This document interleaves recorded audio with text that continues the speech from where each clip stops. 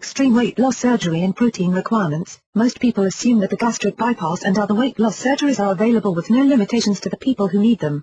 However, there are some people who are so obese that they present too big of a risk for surgeons until they are able to lose some weight, typically while on a strict regimen of medically supervised care. After some people gain so much weight that they are a danger to their own health, they may end up in a hospital so that they can be cared for. The most common type of weight loss surgery is the Roux-en-Y gastric bypass, with guidelines that include having a BMI of 40. With the lap band system, the BMI guideline can drop down to 35 if there is an underlying medical condition as well. However, there are some limitations to how high the actual BMI can go before the surgeon will consider the risk to be too high.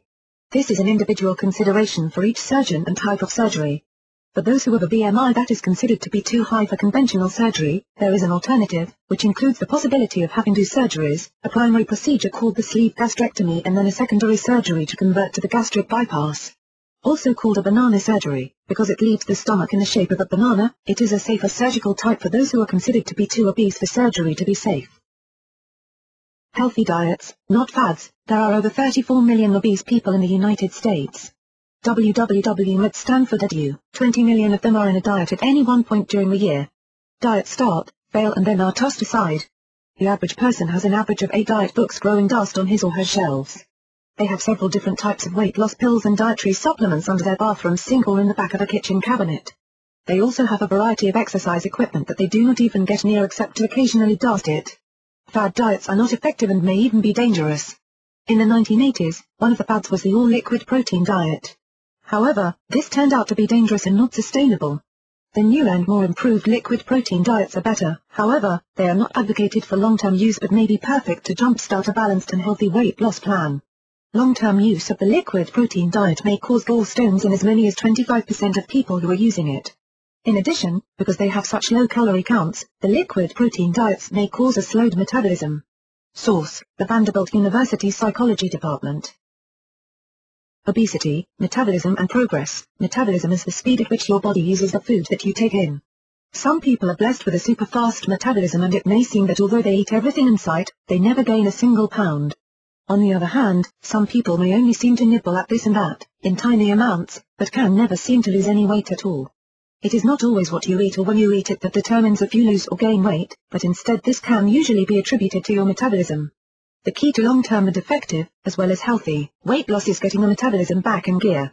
Dieting, especially with very low calorie counts, can kill the metabolism. Food comes in and is digested in a very complex process.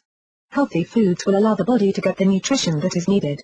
From the moment that your body sends out the signal that it is hungry and triggers eating to the moment that your body sends out the signal that it has had enough, which is possibly faulty in some people, is all considered the process of digestion. This is not only a chemical process, but also a physiological, emotional and psychological one as well. We do not always eat because we are physically hungry. Many times we are eating because of emotional hunger. There are many reasons that cause us to eat, overeat or even to undereat. All of these different factors may leave the metabolism changed, sometimes for the worse and sometimes permanently. The body will view an occasional shortage of calories as just a fluke and simply draw on the deep reserves of energy, which is the basis for weight loss. However, if you have a continued extreme shortage, the body will become convinced that it is starving and will hold on to every morsel that passes your lips, leading to weight gain, even though you are barely eating at all. It is self-defeating to try to starve yourself to thinness. In most cases, the body will not allow this to happen. While the person who is already obese may seem to have endless stores of reserve energy to draw on, the body does not see that and will continue to hold on to the weight if the metabolism becomes slowed or stalled through extreme dieting. It is important that the right balance of calories and nutrition be received by these people, especially if they are trying to get their weight down to the level where they can comfortably and safely have a weight loss surgery completed. They will need to meet their daily needs of all 3 macronutrients, fats, carbohydrates and proteins, as well as get all of the vitamins and minerals that they need. The body needs a set amount of protein for all of the vital functions that it completes on a daily basis, as well as the right type. If the body does not get the right kind of protein, it will cause the person to continue to eat until the right level is reached, regardless of the extreme calories it might cause to be consumed. Source: Science Alert, NASA University. Eating a small, well-spaced and balanced diet will keep the metabolism working well, which is a far better option.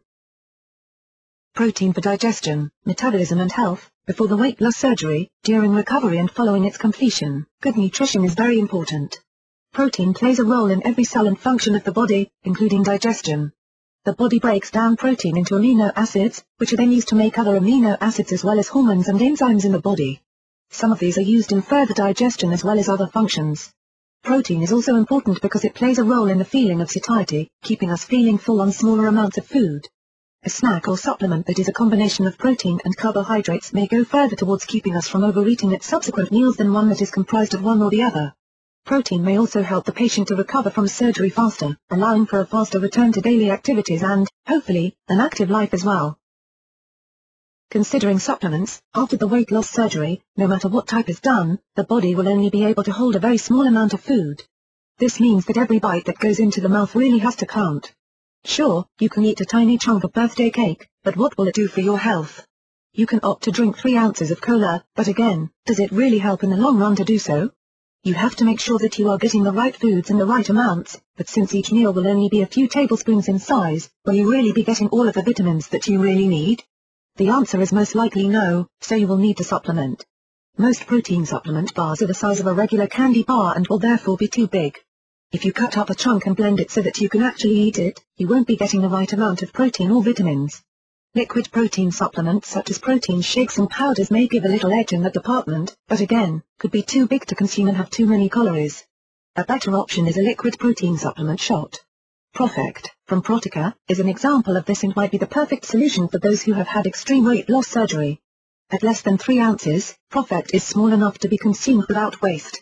Each shot has just 100 calories but provides 25 grams of protein and no added carbs or fats. ProfectR also contains a number of vitamins, giving a full day's supply of vitamin C and 10% of the daily supply of vitamin B.